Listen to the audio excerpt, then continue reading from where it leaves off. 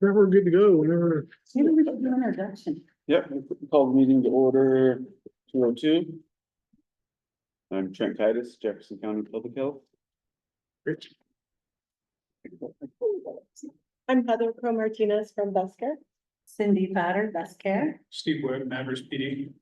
I'm sure Shilling, the new guy at Face Place Network. So hello, everyone. Hello, new guy, also known as Truett. I'm Nick Sneed. I'm Nick Sneed. I'm the Community Development Director. Oh, Hi, I'm Katie Russell from Jefferson County Public Health. Will Evershoff, City Administrator from Madras. Pamela Thomas, will be on city council tomorrow, started. Congratulations. And then the folks in the back. Oh, Dwayne Leffler, City Matters Code Enforcement. Gary Dunn, they're here to learn what's going on. Okay. Everybody online, Anyone online? so public comments. Mr. Donohue, do you want me? Come on up. That follow what's going on. You can come on up. No. I'm sorry. So, Rick Russell, I believe he's from Madras, and some of you might know him. You talked I know about- them. So he's doing some great things in Redmond, with the Mountain View Community Development Center. And I'm wondering if the city, our city is interested in possibly mirroring what they're doing, which is creating a homeless village. That's a $14 million project with 60 homes, 400 to 600 square feet cottages. And I think the county chipped in $200,000 to get it started, but they've got funding from grants from Oregon Housing and Community Services. And so the idea is that these are staffed villages, and it's a place to go for resource providers or whatever to place either children or other homeless people. And so I would just thought it'd be a great idea if this committee to invite Rick Russell to a meeting and just to explain what he's doing there. And that's all I have. Second. Sure. Vice Chair, you can proceed as you wish, of course, because you're the Vice Chair. But I do know that BestCare does, at least they've filed some documents with the Community Development Department of a similar nature, not the same scale, but maybe they could share to the extent they're able about their vision for their property here in town. Absolutely. Are you ready? Yep, yep, Okay. ready. Do you want to hear just about that, or did you want the whole picture? Whatever you can share. All right, so. Let me just talk about, I'm Heather Crow Martinez. I'm the Director of BestCare Treatment Services in Jefferson County. I wanted to talk about the different types of behavioral health, housing that we have currently and what we have planned for the future. It is important to note that BestCare is a contracted community mental health program in Jefferson County. We've been in Jefferson County since 1998. When we started doing substance use disorder treatment and prevention. And then in 2002, we became the designated and contracted community mental health provider in Jefferson County. So that's just to create a little bit of context. And so that what I'm about to share about our different housing initiatives hopefully makes some sense. I hope I effectively created some context. So I'm going to start with the mental health housing that we have. Our funding primarily comes from the Oregon Health Authority, behavioral health. And so they fund in 2-year cycles, like lots of, I guess, probably the whole state does. And so in the 2013-15 biennium, we wrote our first supported housing rental assistance program grant. That was the year that the state behavioral health folks at the Oregon Health Authority had a whole lot of new behavioral health funding initiatives, things like school-based mental health, jail diversion programs, and supportive housing rental assistance programs. So we did apply, we wrote a grant for that money, which after 2 bienniums actually flipped from being a grant fund to being continuous funding. We were very successful with that program. And so supported housing rental assistance program is specifically for individuals that had been diagnosed with a mental illness. We used to call it, I've been in the field forever, I'm a dinosaur, we used to call it severe and persistent mental illness. But the newer language is just serious mental illness. And so with that, individuals who are receiving some type of mental health services at BestCare can be eligible to also participate in the supported housing program, rental assistance program. Cindy has been our program manager for that for quite a number of years. I'm devastated to tell you that Wednesday is her last day in that role. After many, many years, I think Cindy and I have worked together since 2005. So if you see little tears rolling down my face, you'll get a clue. It's very hard to see her, but we support the hard work she's done, the huge contribution she's made, and just done a phenomenal job with our supported housing rental assistance program. So for individuals to access that, they need to be connected to services. They need to have a qualifying mental health diagnosis of a serious mental illness. And then the program will pay a percentage, a large percentage of their rent. We actually have 120 slots now in Jefferson County. I think in the second biennium after the 13-15, the Oregon Health Authority was pretty jazzed about what we were doing in the the program that we had designed with our supported housing program. And so they came and invited us to apply for a second grant. And so with that, that is how we were able to get up to 120 slots. And so I'm sorry. And so with that, the program consists of residential specialists, of which Cindy and Mark Matthews are the residential specialists, and then peer support specialists. So they do everything with the individuals in that program to help them get ready for housing, from taking ready to rent class, which is actually HUD approved, federal HUD approved.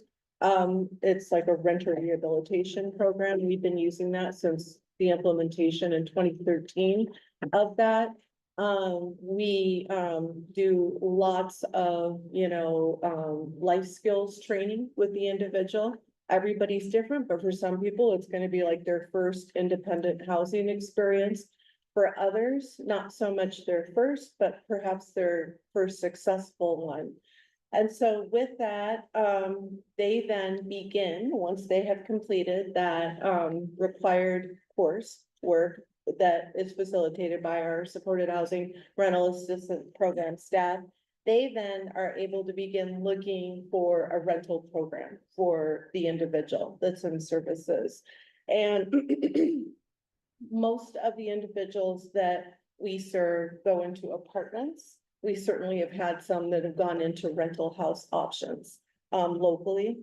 And it's important to note that along with being in that program, that can be anywhere from a year to 2 years, that they have so much peer support throughout the entire duration of their involvement with that.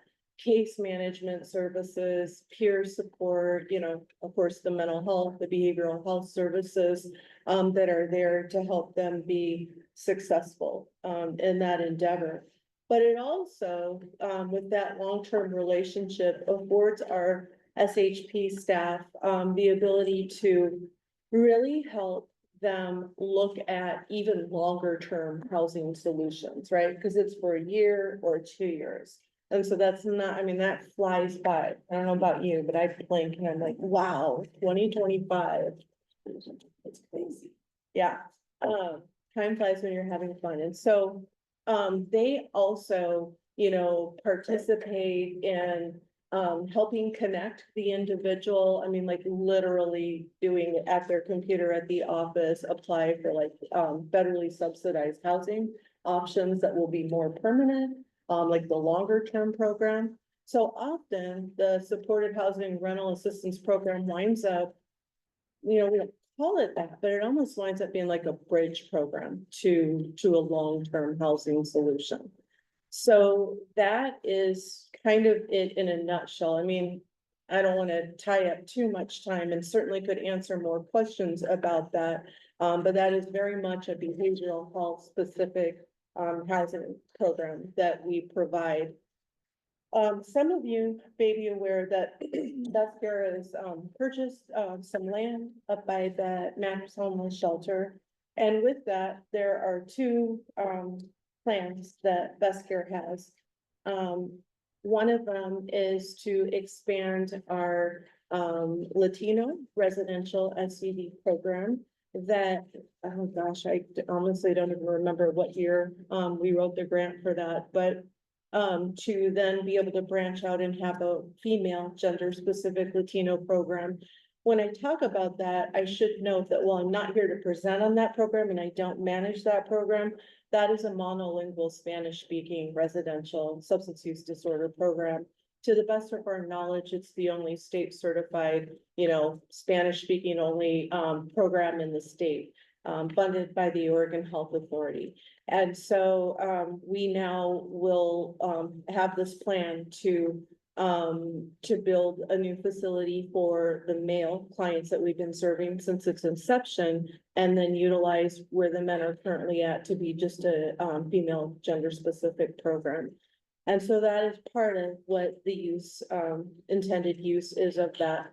But we also receive some funding and support from the Oregon Health Authority for individuals that are in the aid and assist services, like they're in the court system, but given, the severity or what appears to be the severity of their mental health issues, on a legal level, the individual is thought to perhaps have enough mental illness that they cannot aid and assist in their own defense for whatever their charges are. So that's something that's determined, of course, and approved by the judge, with the defense attorney and the DA, also having weigh in or referring the individual to that.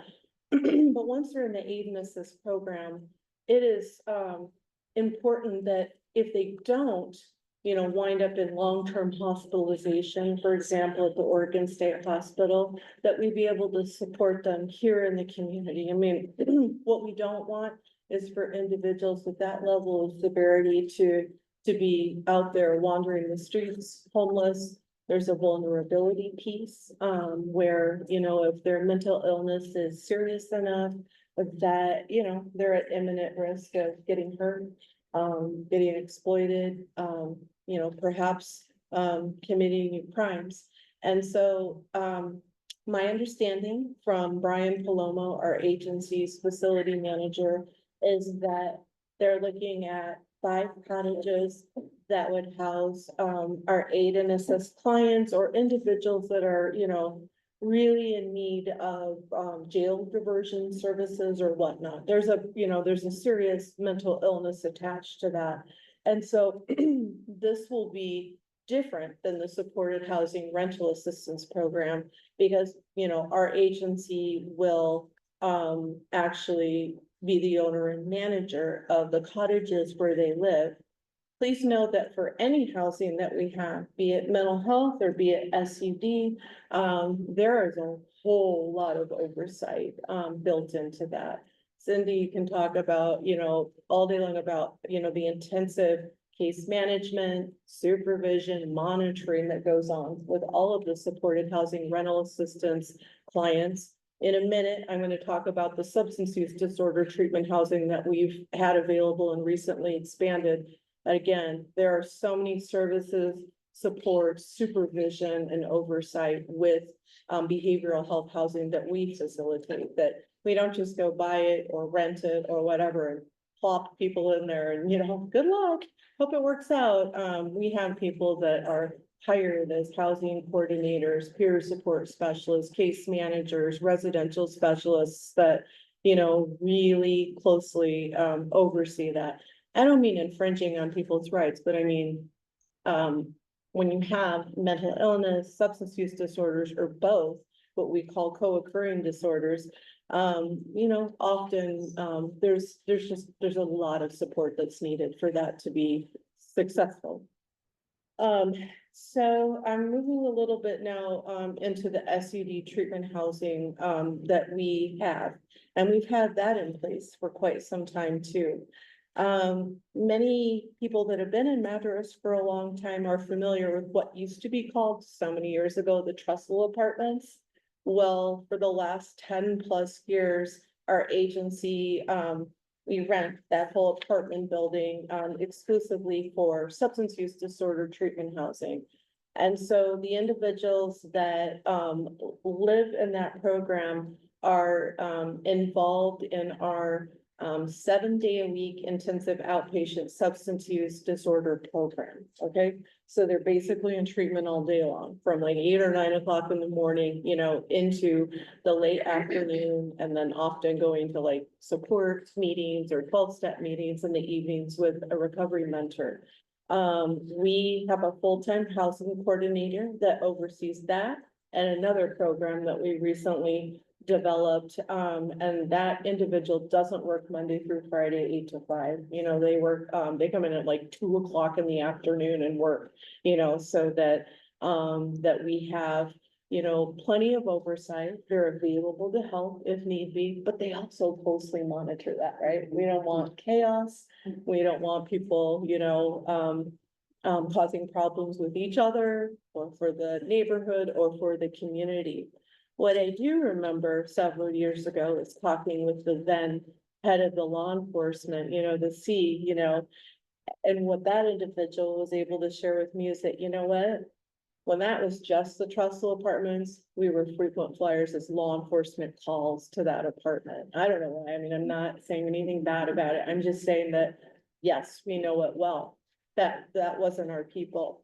When our agency rented the building 10+ years ago and took it over, there aren't law enforcement calls there. Because again, the supports and services are there in place, and it's a place for sober living. And we don't just turn people loose. And so we've had that for many years. And then a couple months ago, we were able to purchase a triplex that's up on F Street. And that is 3 apartments that can house up to 4 clients per apartment for a total of 12. I think I forgot to tell you the capacity for the SUD treatment housing, and we can have up to 15 individuals in that. We often don't run it like with a full 15, but we can, and we have run it at 15. And so when we were able to, when we received burn or measure 110 funding and utilized that, that was part of our grant application to purchase a home or an apartment building or a triplex or something to be able to have burn transitional housing. That is how we acquired that. So that's only been open for a couple of months. That almost doubled our substance use disorder treatment housing. What you'll note about our housing is that whether we're talking about the mental health or the substance use or the planned aid and assist housing, that is all, again, behavioral health housing. It's not, you know, just housing for anyone. Those are for individuals that are in behavioral health services at our program. So I don't know if you have specific questions, concerns, you need more information in any of the areas, I'm happy to try to provide that to you. You're like, no, just a bit. Well, I don't know, did that answer your question, sir? Well, I mean, that's a lot of information, thank you. So now my question is it possible if we could look at what they're doing with the Mountain View Community Development Center and formula that you use, not just for creating housing, but for free parking spaces they've created throughout Redmond for people that have a place to go with the vehicles. And it seems as though that you've done a lot of great work, and my only suggestion is that this committee invited and hear what he's got going on, and see if it's formula something that can happen here. So you're talking like also an RV park vehicle space. Yeah. Yeah. You're talking we about just- safe parking, We've right? safe parking, we've Yeah. discussed that before, it Yeah. would be great to have something, we need something like that, cause I know few RVs that move every few days and park somewhere else. That's Rick Russell's safe parking at Mountain View Church. That's what he's talking about. Yeah, up there. Yeah. In Redmond. Yeah. Yeah. I mean, It's just housing. Yeah. So when I think of that, I think individuals that are sitting in jail, Mhm. that a lot of times end up Yeah. maybe going to the state hospital. Or have been, Have been come back. transported. Yep. So I take it, and just clarify for me, is there like some sort of process to say, okay, this person Mhm. is a good candidate for being out here and something like that? Yeah. You know, because my worry would be, Yeah. if we get somebody out that doesn't have the ability to take part in that, Right. are we just gonna be the revolving door? for- Yeah, that's a really good point that you're making. And one of the things that I would say is that it's really been over the last, just over a year, maybe more like a year and a half, that Jefferson County started really utilizing, what had been there for a long time, you know, at the state level, but the aid and assist process in the criminal justice system. And so, what I can say is that of the 5 Jefferson County aid and assist clients that we currently have, no identifying information to protect confidentiality. Our agency has referred to from the Jefferson County Jail, who they got their charges, they were there. Their defense attorney had concerns about their mental capability, to aid and assist in their own defense. Often they have behavioral health and management problems in the jail as well. And so they were referred to the Oregon State Hospital, not for long-term treatment, but for forensic, evaluation. So, those often aren't long times at the, Oregon State Hospital. And then as soon as that process is completed, they're, immediately referred back to the jail. Remember, they do have charges, that are underlying all of this. And so of the 5 Jefferson County current aid and assist clients that we have, 2 of them, we have been able to get out of the jail. When I say get out, I mean, we've been able to learn and navigate the state licensed psychiatric residential treatment option system. And so we've got 2 that are in a secured residential treatment facility located, it's called Juniper Ridge, and it's in John Day, Oregon. We have 2 there that have been there for a couple of months. We were able to get one of the individuals that was in jail to a state licensed mental health residential treatment home located in Medford, Oregon. And that individual is thriving. I'm very happy to be there. And then we have another individual that is actually today, we were able to get released from jail to us last week. We put them in our mental health Brooks Crisis Respite Center in Redmond, where they were for 7 or 8 days, just to get, and continue to monitor and make sure that they were very stable on their medication. And then this morning, my staff transported them from Brooks when they were discharged.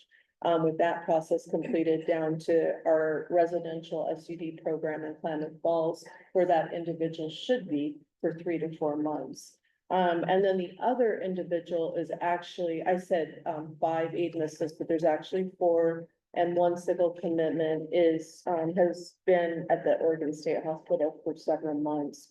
And so, when we are able to, have, the cottages built up there, there will definitely be, some, staffing and vetting of whether or not we believe that they can be, keep themselves and others safe in the community, or whether or not they need a higher level of care, like the individuals that I just described, how they are like 2 are in John Day, one's in Medford, one's at the Oregon State Hospital.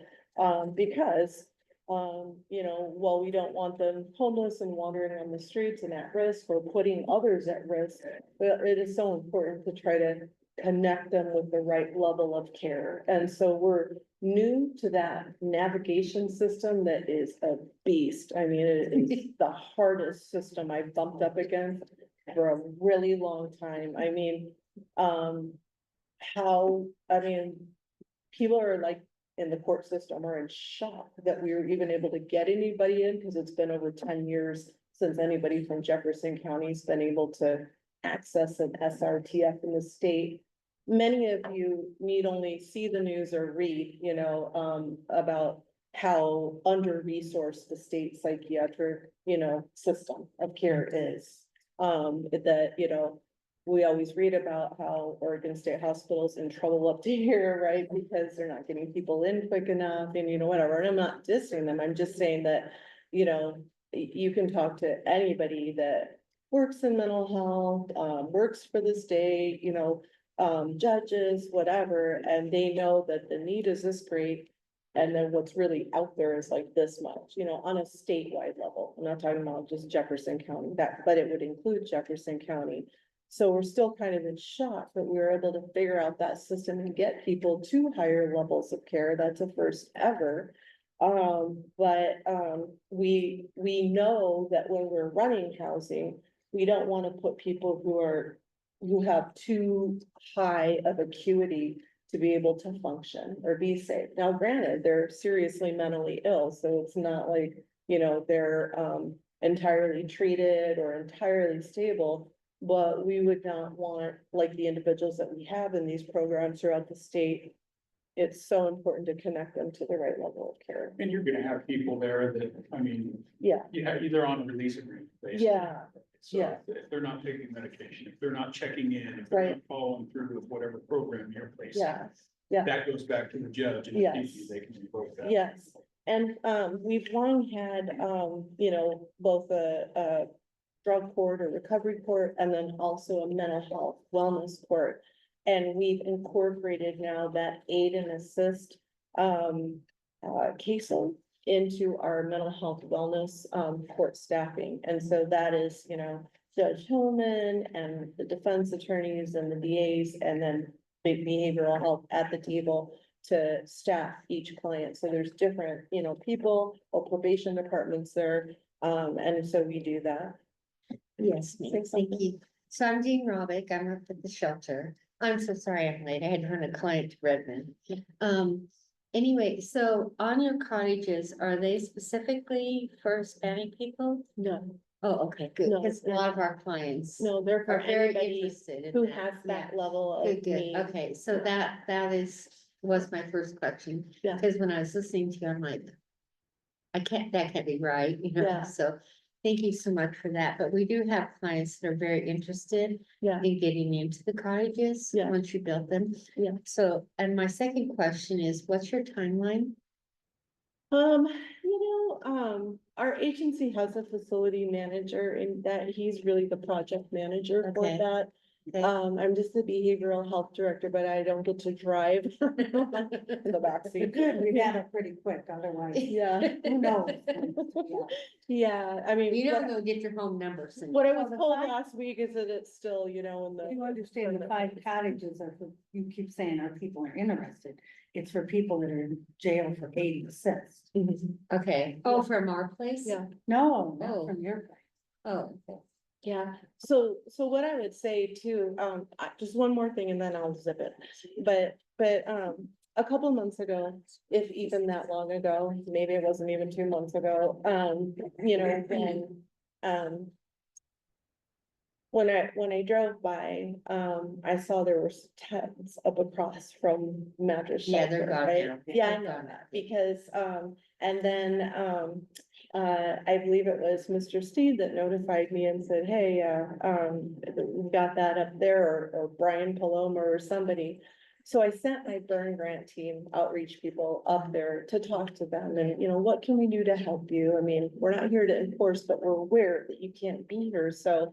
Are you interested in coming in? Can we help you with anything? Do you need a ride somewhere? Can we help you fold up your tent? What can we do? Again, just trying to be part of the network, not single-handedly Right, joining with other concerned you Yeah. know, entities. Well, I know who to it do was that. too, so. And so, that was great. They came back and reported like, yeah, they all packed up. And then the next morning I drove through town and on my way to work, I come in from Warm Springs. And I looked up there and there was still one lonely little town up there. So I got to the office and I talked to my burn grant manager. I'm like, can you go back up there? And again, I mean, you gotta understand, my people are very kind. They're not, you know, Of course. authoritative. They don't have any authority, but they're trying to bridge with them. And the story that they heard from that individual, you know, that they're dealing with, that because of behaviors and choices that they had, you know, the shelter, they were on a suspension from that, and I totally get that. But they didn't have any other options. They tried to live somewhere else and that didn't work out, you know, that was problematic. And that, you know, I can't move, I don't have anywhere to go. And so, my burn grant manager and staff, were able to engage that individual and say, you know, Helen, I would really like to have you, involved in our intensive treatment. We have housing available through that if you were willing to participate. And that individual went that day, that they said, you know, I'm just tired of my life like this. Yeah. It's not working out well for me. And he's And very excited about that. I too. very much, yes, want to go to, the services at your facility, and live in that. And that individual's thriving, absolutely thriving. You know, I was down, you know, intruding upon my day treatment just on Friday to administer a survey to some clients, an anonymous survey for them for a community assessment that we're doing for RCCBHC, and that individual ran up there, I mean, so cleaned up, bouncing her step, Mhm. enthusiastic, happy, developing hope, plans, you name it. And so I know every story isn't so rosy, but Mhm. I mean, I won't, I promise, I'll stop after this, but I mean, it's like, I could tell you 10 stories like that. And that's just the most recent one. Well, me too, so it's the same. Yeah, Well, so that I know individual's exactly not what you're homeless. talking about, and I'm so happy. to They're hear not in a about that. tent I anywhere, am so they're not happy having to- police contact and they're driving, so. That's just, you know, really kind of the whole purpose of Yeah. why it is that we do what we do, is to try to help lift people up. You know, how, you know, give them some supports and options for that, and that one had a happy ending.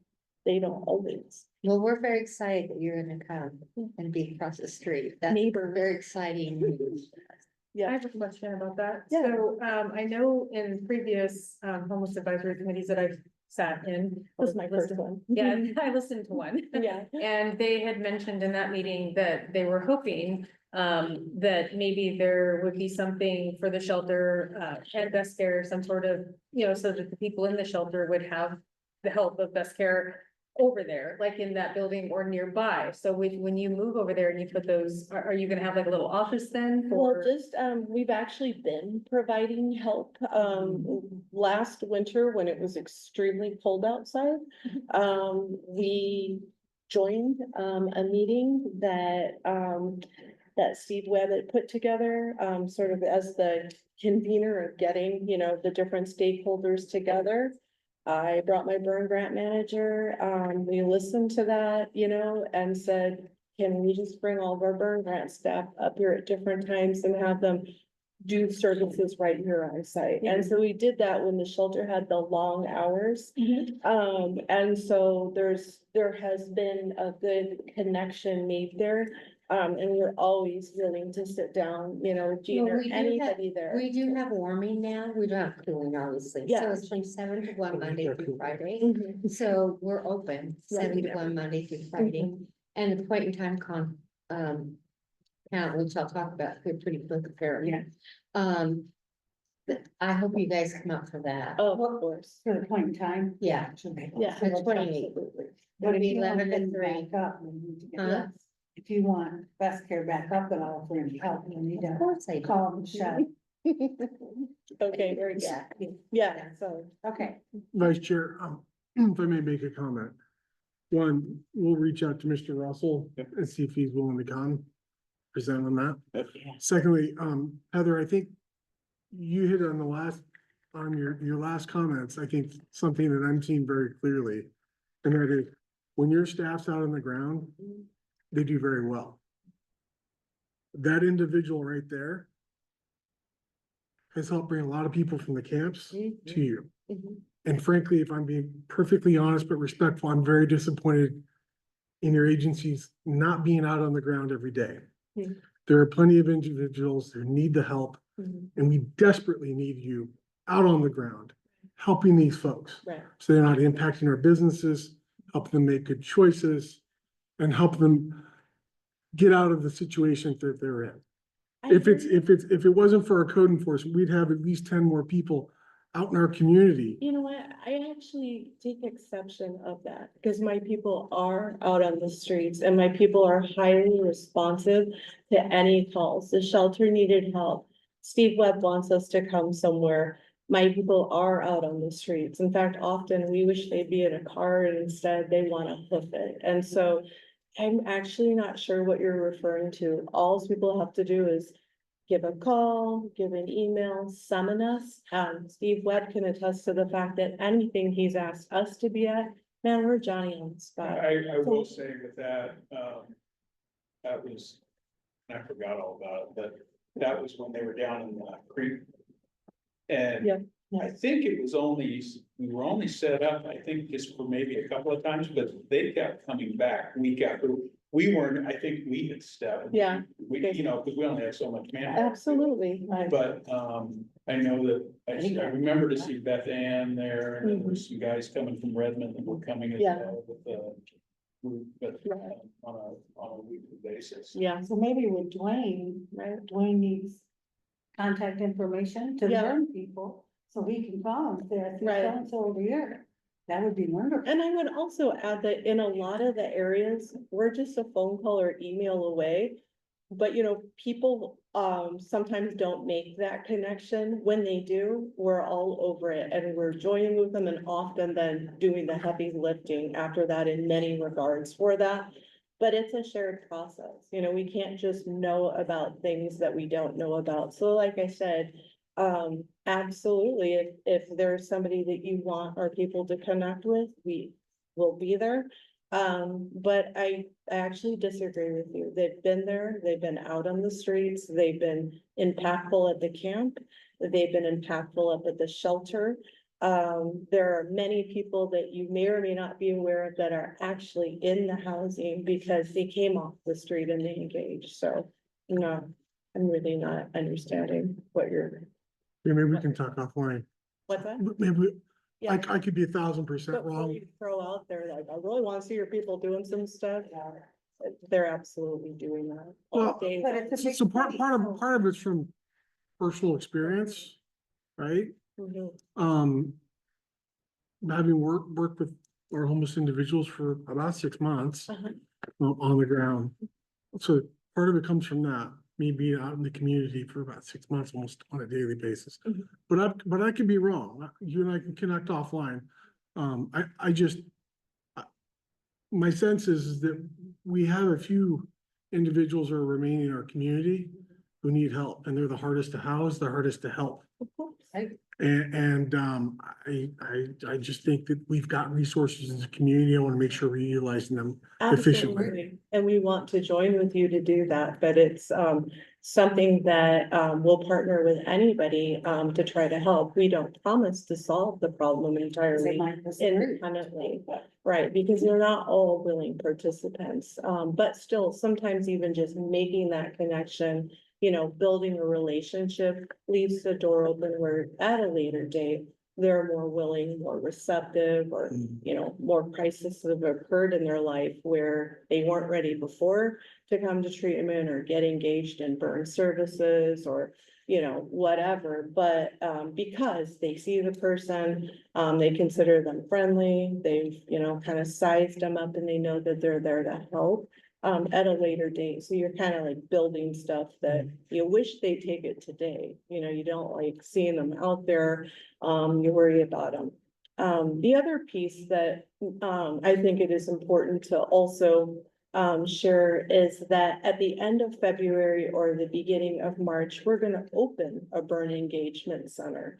And so that's gonna be, I just presented on it last week to the Board of County Commissioners. That is gonna be an engagement center that has all of the burn staff who go out and will continue to do outreach and be outreach based, but they'll have low barrier SUD treatment services, case management, peer support, supported employment, referrals to detox, referrals into traditional behavioral health services, and I'm sure many other wraparound services and supports that I'm forgetting to name right now. But that will be there and that will be open. And that's gonna be, I think that is gonna be a huge addition to the community where for some of the very individuals that you're talking about that maybe don't want treatment, in what we offer or don't want the housing, they will actually have a safe place to go during the day. And what I'm really envisioning is that some of the individuals that are out there clearly have chronic and severe, alcoholism issues. We'll have a safe, supportive place to go, from, 6 o'clock in the morning till midnight, that's also going to be non-traditional hours. And I mean, when I, chaired the last local public safety coordinating meeting last month, late December, the Madras Police Chief was, over the top delighted to hear about that, excited, and absolutely praise BestCare to the high heavens for the engagement that he has seen and appreciated. So that's only going to enhance things, right? I mean, I've shared what's here today, and I've shared some of the things that are on the schedule to occur, but we are so close. We are so close to opening the doors. So I think that'll be nice that as long as somebody is non-combative, people who are under the influence can, and we want you to bring them to us. It isn't gonna be a detox center, it isn't a hospital, it's not gonna be staffed with doctors and nurses. But it'll be a place, a center where they can sit there and sober up, get something to eat, and again, forge a connection with the staff that are there, because often that pays dividends in later when there is a higher level of willingness to kind of take the next step, whatever that looks like. I would add one quick thing, our burn grant staff, we've been carefully tracking the data, and they actually have been, and this is something that the people at this table probably wouldn't know, most of you, maybe Cindy. But they did 5 referrals to detox in December, the month before that, I think that was 3 detoxes. And so these are exactly the population that you're talking about that, are sitting around, we all see when we drive through town, and they, frustrate, and I understand that I'm from a family of business owners, I get it, that's not helpful or conducive to making people feel comfortable, right, to come to the door if they have to step over, somebody that's, not doing so well, not sober, and maybe even asking for stuff, and so I can appreciate that on a profound level, you see that Shell station, when you drive through Warm Springs, that's one of our family businesses, and so I understand. And I also spent over 20 years as a volunteer, EMT and structured firefighter at Warm Springs Fire and Safety, so I've worked on them as an EMT, as a medic, and I understand the problem. Sorry.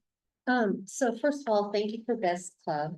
A lot of our clients go to Best Club during the day, and so we greatly appreciate that very much. Oh shoot, what was my other question? So once that burn center, burn grant happens, then you can always go. Yeah. It's gonna be. Oh, so Peachtree. will this new center be different than Best Club, or Yeah. does it extend Oh, an yeah. hour? Yes, the Oh, yeah. focus of Okay. the Burn Grant Center, Burn is an acronym for Behavioral Health Regional Network. The Right. measure one time Right, money, right. very controversial, Right. measure one time money. What that focus will be on individuals with substance use disorders. Okay. But it's a little different than the traditional substance use disorders in that it's more geared to serve individuals throughout the state that just haven't been very responsive, to what's been in place in all the counties. That they probably have higher social service needs, detox needs, medical needs than like a Dewey client that's going to outpatient treatment Right, right. somewhere. And they also, and so we're really heavy on the peer support specialists and recovery mentors that work in there. We have 4 or 5 and an open position there. We have a full-time Native American outreach specialist that a couple years ago was in the camp and struggling in that individual's own substance addiction. That person has a couple years clean and sober, their own place. They have a state certification now as a recovery mentor, and a 40-hour week job with benefits. And so, again, that individual has a level of credibility that, no offense to anyone in here, but most of us, no matter how kind or smart or how many degrees I have, could never connect on the same level that individual can, because, she's highly relatable. They know that she was there having the same struggle they were, and now, that individual serves as an inspiration to them, like, wow, I want something like that. Right? Fran, need to ask, Next. I'd love to hear from Truly and, Yeah. on Yeah. that, so. Absolutely. You. He's like, it's my first day. Yes. Rob in town last Thursday, so hit the ground running. Long drive from Arkansas here. But so happy to be here. Really happy to be here in Madras. I was in Bend for 7 years, 2 years ago. And it's really great to be back, not just back in Central Oregon, but in Madras, because I've always loved Madras. And I've never had a chance to live here, and I've finally got a chance to live here and do something that I actually am passionate about, that's reaching people, connecting resources with people, and building a network of people to do that. So we're all on the same team as far as I'm concerned. Thank you. There's no one above anyone else, and we just all need to work together to meet the needs of people who need us the most. So I'm very green, very rookie. I have been in and out of, not as a client in shelters, but I have been in and out of many homeless shelters and missions in Arkansas, Colorado, Oregon. And I just really my objective is to take all the good stuff that I've seen and try to put it in practice and forget any of the bad stuff that I've run across. And I do know those challenges that all places, homeless shelters face. I know the problems that they face, and I'm sure that you faced them here, and you're slowly tackling them as best you can, one by one. So thank you for giving me a time to introduce myself. I have been a pastor for the last 30 years, so I come from ministry background, but I have worked across many state agencies and city agencies before. Deschutes Rescue, Deschutes Search and Rescue, I was on them for many years. So I love teaming up with sheriff's departments and city officials and stuff. Look forward to getting to know everybody here. So thank you. We're very my first happy to have him too. We're very happy. We've been looking forward to Thank you, it. Jake. And for the most part, we can understand about 80% of what he says. Oh, his accent's not that bad. It's not that Colorado, I spent about 30 years in Colorado and Oregon. So I've actually been away from Arkansas longer than I was growing up. But you picked it right up But I again. picked her up, but being back there for 2 years has caused me to get back there. Forgive No, me. for- we are just thrilled that he's here, and it won't take him but 2 seconds to be part of Madras. Yeah, so we're happy about that. Yeah, I was gonna say forgive me, because I'm new at all this Yeah. as well. And you're just brand new. So I apologize for asking this question, but, and Jean can probably Yeah. answer better, but, how come the shelter's only open for those certain amount of hours? Oh, I can answer that. Thank you. Actually, if that's okay. Yes. Okay, So we are open from 6 at night to 6:45 in the morning, except during the winter, we have warming from 7, so basically they don't go anywhere until 1 in the afternoon. And then the summer it was from noon to 4:45 for the cooling piece of it. And a lot of it is because we've been building this program slowly so that everything we do is successful. We just started our laundry love program. I'm so excited about that. We're doing our laundry once a week. I'm very excited about that. Because I started the one in Redmond, so I was really happy to get this going. So a lot of it is, for one thing, we don't have a staff, right? I mean, we just filled 3 positions. It took us a very long time to fill. So that's part of it is staffing. I think down the line, I don't know how true it feels, I should probably ask him that. I personally would love us to become 24/7 like Shepherd's House, but even Shepherd's House is 24/7. They do encourage people to leave during the day. For one thing, they need to get out and do something, right? So that's the main reason where we are right now. So we started our shelter, which was started by Pat Abernathy, bless her heart, was nights only in the winter. That's all it was. And no summer, nothing. And so the shelter has just been a huge blessing to Madras.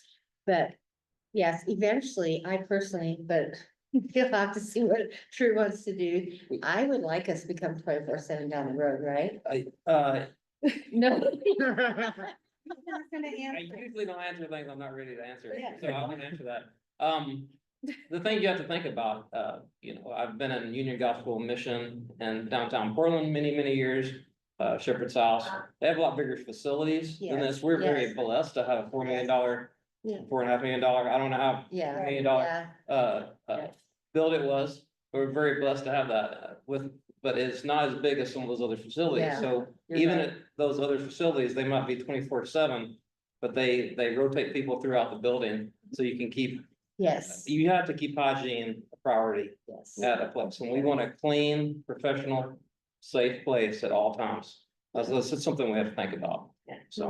And yeah, I apologize because I actually worked at the city of Redmond for 26.5 years, so I have their background. Yeah. And I used to work a lot with all their shelters and So stuff. one thing too that we're kind of struggling with now, and because the camp did get shut down, and I understand some of the logistics of that and everything like that. And one of the reasons is they wanted the shelter to be used more. And the newspaper did an article, they didn't talk to us, they talked to somebody else. That we, on average, at the time, this was like early fall, so we were still warm outside. That we had on average 10 beds available at night. That was true.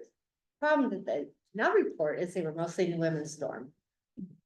And so this last week, we set 2 records, 2 consecutive nights. Where we actually had men filled the men's dorm, filled the flex room with men, 3 beds, which is our handicap accessible room, and 3 cots in the living room area. And then we had 7 women, 7 out of 10 beds for women, which is a record. And so basically we're above capacity. So we're gonna have to think about some ways to creatively address that in the meantime, like short-term, quick answers. I actually talked with Wayne a little bit about that yesterday. Some ways that we can accommodate it, but we usually can accommodate women. It's the men and it's gonna continue as it gets colder, right? And I don't know the answer to this, so do we have any other like churches or anything in town that deal with? From what I've heard, that nobody else has opened up a warming shelter. Not since the show. No, yeah. Sorry, Emma. So, to answer your question, the churches used to do the warming shelter. Their shelter. It's human nature being lazy and allowing somebody else to take over something that's really taxing and draining. So the shelter being open and the city having a property and things like that, the churches kind of is assumed. Okay, so I was just curious if some of those. I can give a little history on the shelters in town. Well, and then real quickly on the shelter, how many people can you house if you have to in the front room for the men? Well, technically you shouldn't have any, But right? Right. And even Shepherd's House, when they do it, I don't know about Ben Shepherd's House, but Redmond, I know, and John Levis. He will put them on mats in the dining room area. Yeah. But again, to Truett's point, they are way bigger than us. You know, and they have more beds than we do, so. But even so, when they get over capacity, that's what they do. But putting people on mats in the living room is not a long-term solution, right?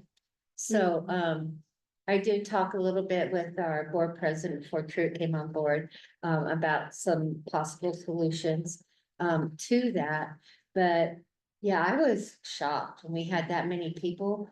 Not only obviously the bed space, but now we're talking obviously more meals, right? Yeah. Which is fine, we can do that, that's not a huge deal, but, I don't like personally seeing people sleep on mats in the living room, you know? I mean, if we have to, it's better than sleeping outside, but, it's not a long-term solution, in my opinion. So, yeah, we'll have to talk about some solutions. We want people to be inside. Yes, We don't absolutely, we want people to be inside. Yeah. yeah, That's, you know. We want them warm, we want them safe. yes. Katie, what were you trying to say about the historical piece? Oh, I just know a little bit of the historical piece of the shelters.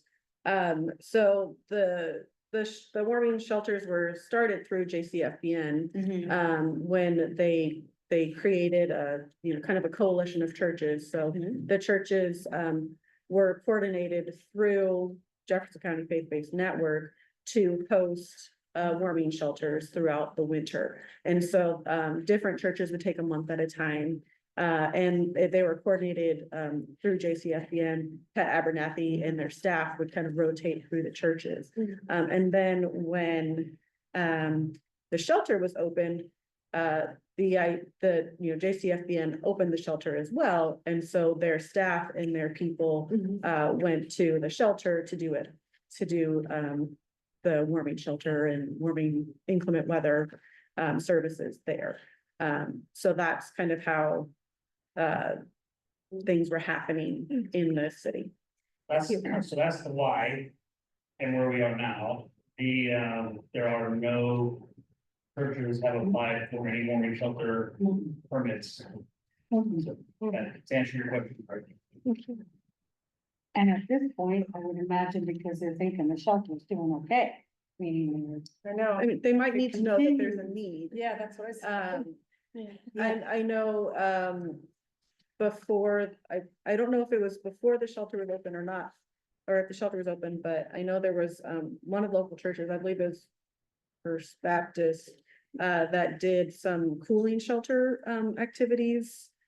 I don't think it was last summer, but possibly the summer before when the shelter was still kind of, under construction. So there are, and I believe Juniper Community Church also had done some cooling shelter activities as well. So I think there are facilities and people who would be interested if they know that there's a need. I can't speak for them. I don't know. But they have in the past, and they have volunteers. They probably would appreciate support from JCFBN if that's possible, because that's kind of how things were coordinated prior to the shelter opening. And I would say that would be a recommendation is at your next faith-based network, which we always have on the third Thursday of each month. Yes, At we 12 do. o'clock, with the health department. That's something Yeah. that we bring up Yeah. because that's where. Maybe just, yeah, maybe it's the easiest rekindling those relationships Yeah. that started it all to begin with, which can be done very easily. I think there's a solution here, and I think the big part of it is communication. I mean, we need to communicate that shelter's been full. A lot of people might not realize, and that's on us. That's not on you guys. Yeah. That's on us to communicate that, and we need to be more of a presence and communicate that to the community, how, there's a need, and we're meeting it as best we can, and that shelter is full. It's not just sitting up there empty. Yeah. Yeah. For sure, Yeah. yeah. And Pat will be able to really, obviously, she knows everybody in Yeah. staff. everybody in Yes, Pat staff. knows. Yeah, she knows everybody she worked with at this church as Yeah, well, so yeah, she yeah. probably has those connections. Yeah, so cooling has never been a problem, because that's during the afternoons and they just come in, hang out in the common area, have lunch or whatever. So the cooling part isn't. That's okay. And actually, the warming part is okay too. It's the overnight piece. Yeah. That is gonna be, for men, Yeah. that is a Started definite happening. challenge. Now, I don't know if I shared this is true or not. but- This is all good. We're finding all sorts of new stuff. Yeah, we actually have an interview on Wednesday afternoon with the newspaper. Oh, I saw that. Surprise. Good for you. Um, At least it'll be in one word and not an audio, so no one understands me. So one of the things I really wanna do when I do that, because of the previous article that was not specific enough that it was all in the women's storm that we had vacancies, not in the men's storm, that I hope to be able to do that. And then hopefully we're gonna be, Truett and Pat and I'll be able to sit down and even chat a little bit about, some of the things they're probably gonna answer us and how we can be on the same page when we answer them, but I sent her the information for the point in time count information, you know? Just a news release, press release thing, and she's like, can we do that?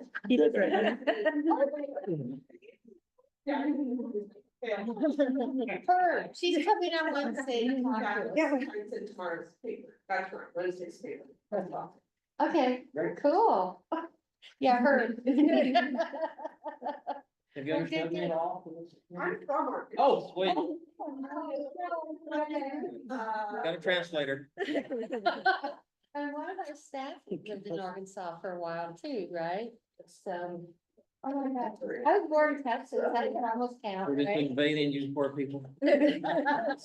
All 4 people. Leaving the.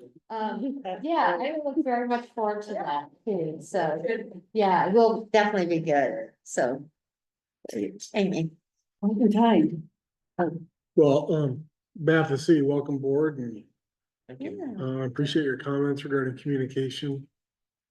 Always can be improved. It seems like every problem I work on is communication. It's either the problem or part of the Yeah. problem, so. Well, and we would actually like to see, well, you've been through there once or a couple of times, a few times. More than that. Yeah, well, yeah, I know this, but we there more, I mean, see Dwayne and, Eric, thank you, Eric there quite frequently, obviously. So, and then the other thing I'd like to bring up, since I'm gonna dominate the floor for a minute, is we've had our staff go down to the wall and clean up and took a big load to the dump, including up by the container. Up there, another big load of trash. People are just leaving stuff and trash. And I went down like 2 hours later and there's still more, there's already 2 beer cans down there.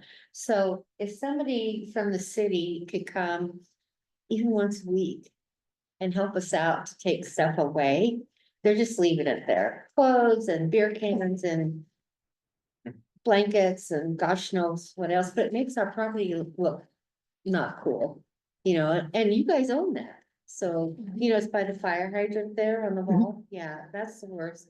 And also when our people went out and cleaned up the trash around the container. And I don't even know how soft this way, they're using the other side of the container as a bathroom. Yeah, and not in a good way. So, How do we solve so that? good feedback. I think we can help you with the trash. There's gotta be, Yeah, I can think of 3 different ideas there. okay, And then another question for Dwayne, we can chat offline, is maybe Okay, we yeah, need yeah. the container moved.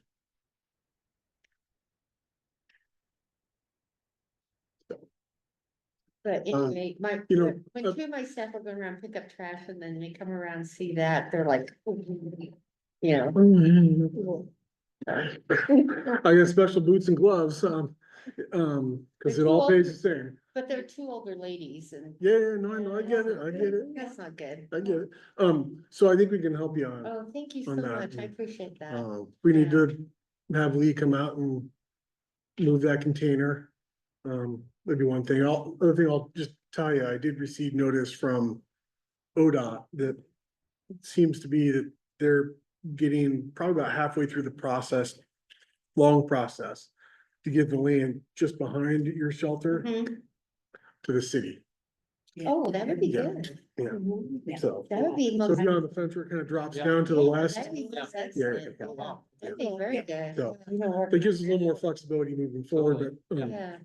I have no reason to believe they won't do that, so. Thanks, Nick, you guys, you're doing a great job on that. Yeah, totally. Swapping stuff. Year and a half, year and a half plus in a minute. That will give you this one, there you go.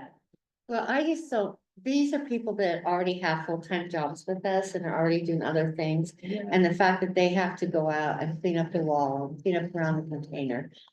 I don't know, that just doesn't seem right. Do your security cameras go over there? No. It goes down the hill.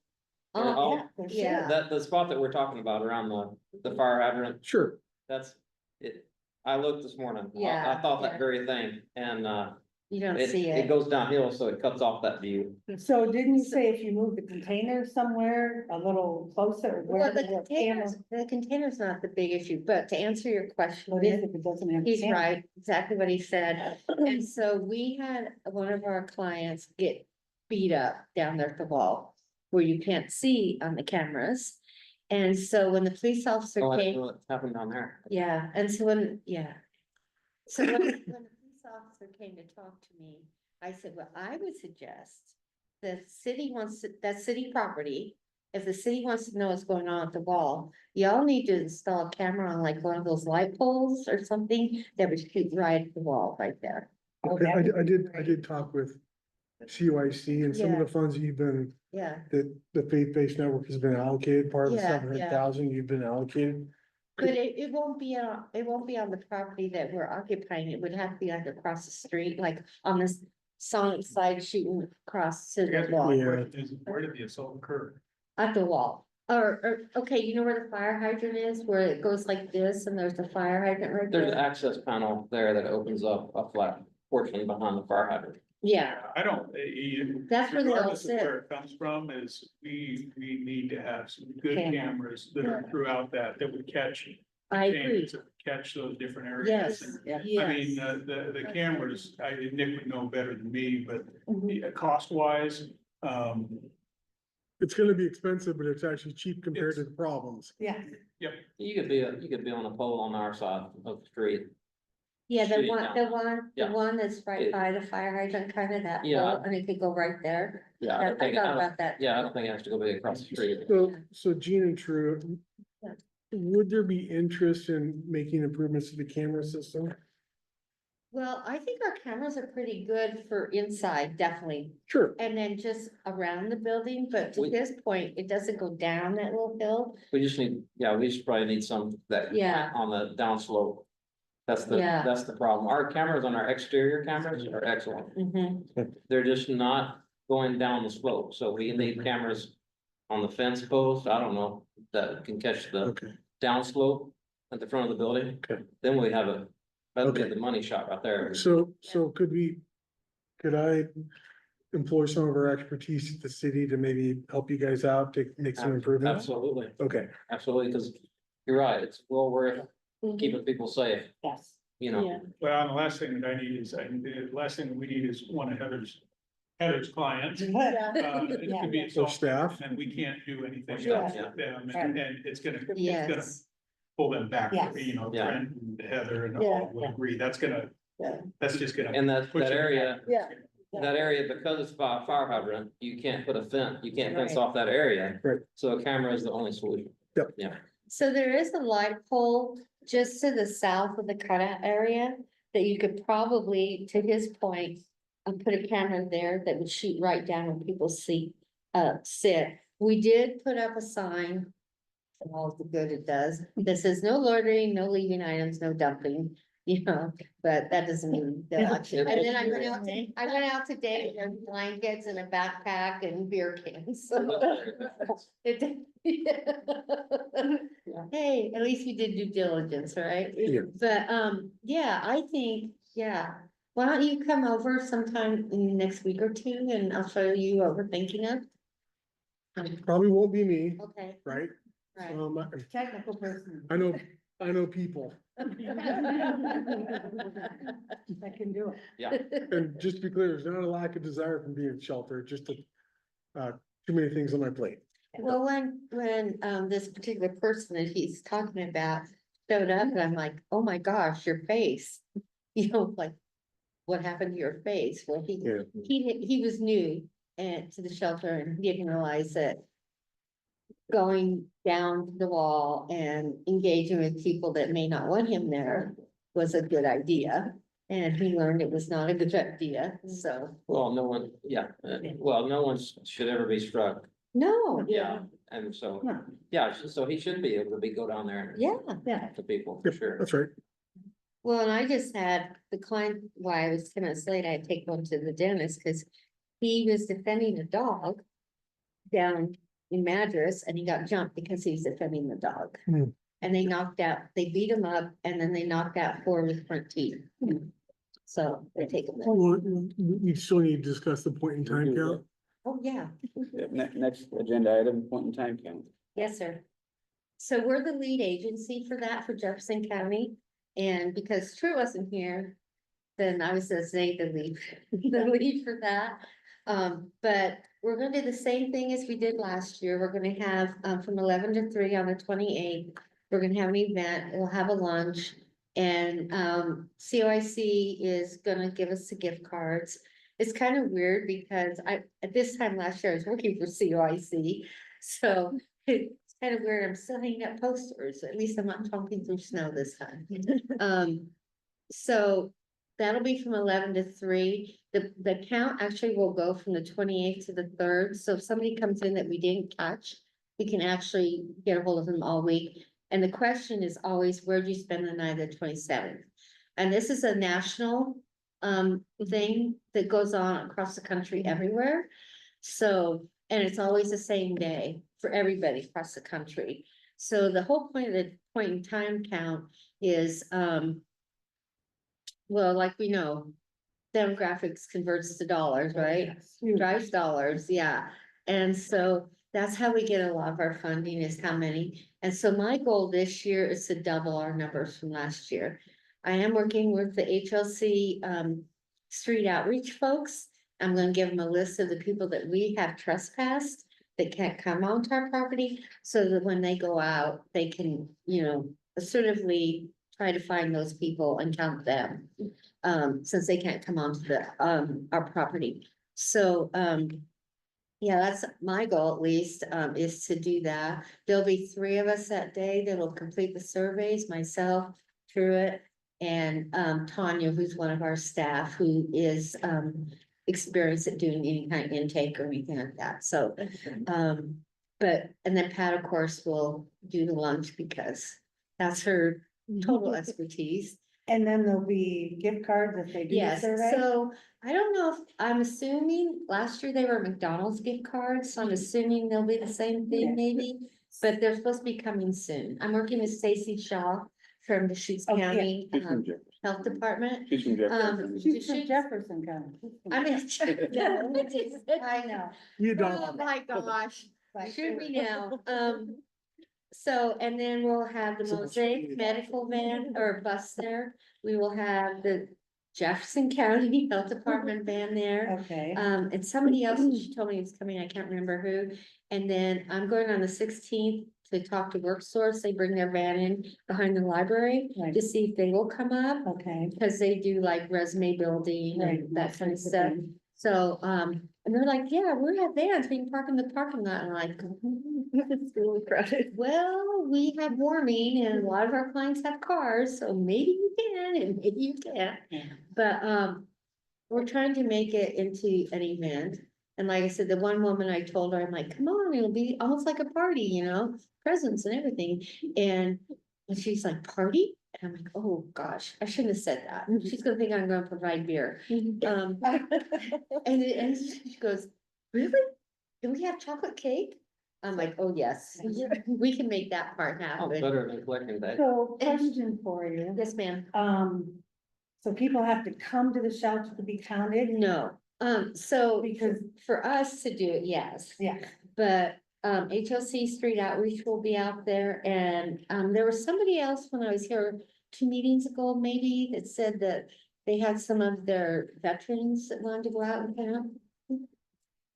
But About- any outreach, people can go out and do it. Well, not that I would throw this out, I mean, put Michelle under the bus, but I would highly recommend that the burn grant. Burn, Yeah. all the people who burn. Yeah, Cause they can go out to the people where they are in the camps. They might even know Yeah, people that are perfect. couch surfing to give them, so I Blank think that's ones. something interesting because like you, I so they can go. I thought couch surfing meant you were homeless, but accordingly, apparently to HUD, it's not. Hmm. So I know that's totally interesting to me. So apparently, according to HUD, it's if you're living in an RV or trailer that has no hookups. Or a right? car. Or car, yeah, but any of those that have no hookups. Right. Yes, car or outside, Okay. or if you're staying in a hotel that you don't pay for. An Okay. agency is paying for your Okay. hotel, then that's considered Okay. homeless as well. So they have very strict definitions of what is homeless, Mhm. but Heather, if you wanna get hold of me, Mhm. I'll give you my card before I go. Okay. And let's get together, I will give you the Sounds great. form and that'd be great. Mhm. We're gonna do all paper because I found that a lot of our clients that I talk with when I'm doing intake, they don't like you putting it in the computer. Cause then it's going off to the internet, you know? And so I just do paper and then I do the data entry. Okay. Yeah, And you're sending emails out to like everybody to say that we're having this event, cause we haven't gotten them yet. For BestCare. oh, Stacy Shaw was gonna do that, but I'll send you Okay. everything, Cindy. Yeah, and we'll, Yeah. I'll ship it on to Heather and Michelle. Yeah, yeah, for sure. burn And I'll, grant, and I'll 'cause give, I think- well, you have my Well, email. didn't they go up last year and help with point in time? But this year they should definitely. Well, be up Warren there. Springs does their own. Right. We just do Madras, Right, Metoles right. and Our Culver. burn grants. and Yeah, all our yeah, burn people yeah, here in yeah. Madras. Yeah, so, I had a Heather- comment on the gift card. huh? So I had a comment on the gift cards. Yes, sir. So I would stick with McDonald's. Personally, there were Safeway cards that were given out last year. Oh, okay. And I I did didn't- see yeah, I individuals wasn't here. from the shelter at Safeway purchasing alcohol, Oh, so. So, great. Well, I'll get a hold of Eric, yeah. tomorrow and say, we really want McDonald's. McDonald's or Sonic, or, yeah. Subway. that's good. Well, Yeah. you know, and we used to, this one woman that we would always, she'd have her kids every other weekend. And so she'd need groceries, cause they're 2 teenage boys, so of course eat a lot, right? And at first we were giving her grocery gift cards. And for that very reason, Yeah. so then we ended up going and buying the groceries and taking them to her. Because, yeah, she was using the gift card to buy alcohol at the grocery stores. Yeah, so that's a great point. Yeah, I'll get a hold of Eric today or tomorrow and say, hey, I don't know where it is, but we would like McDonald's. Only, Or any fat, they could Right. do Sonic, I mean, I don't care, right? no grocery stores, cause they do, And no Aherns, yeah. cause that's where they all go, yeah, so. It's true, That's love great my you guys- pizza. That's love great my you guys pizza. are doing that. So anyway, that's the point in time. I will, next month, hopefully I'll be able to give you, the results at the point in time.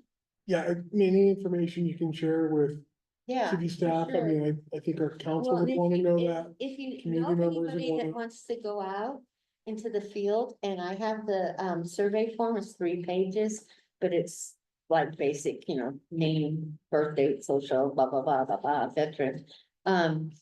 So I will, sometimes show you. This form now has your sexual identity, which, you know, is common, but in this, like, all these things, some of which I've hardly ever heard of.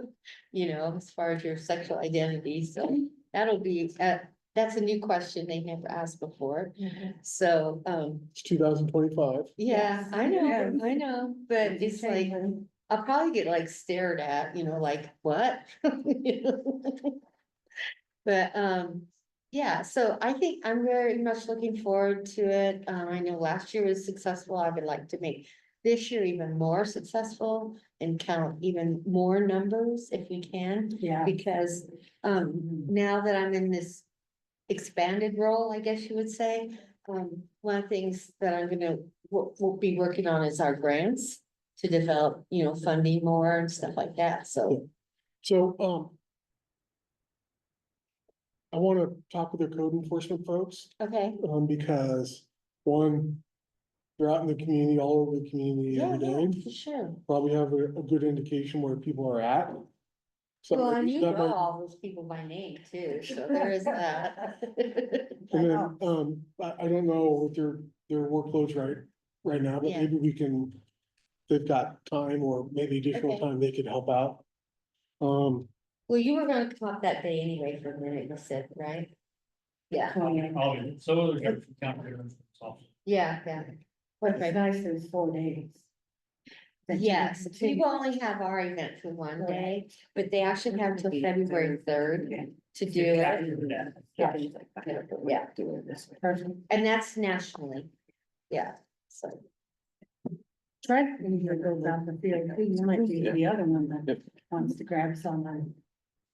So Trent, you want me to just email you the form? You can. Yeah, I'll do that then, okay. And we need cool pins? Will you email me the form also? Yes, Because I Indiana, know yeah, of we have course, quite a few hundred people just coming and Yeah. talk and yeah, chill out for for sure. a while. Like, so, Yeah, that's perfect, especially Best Club, right?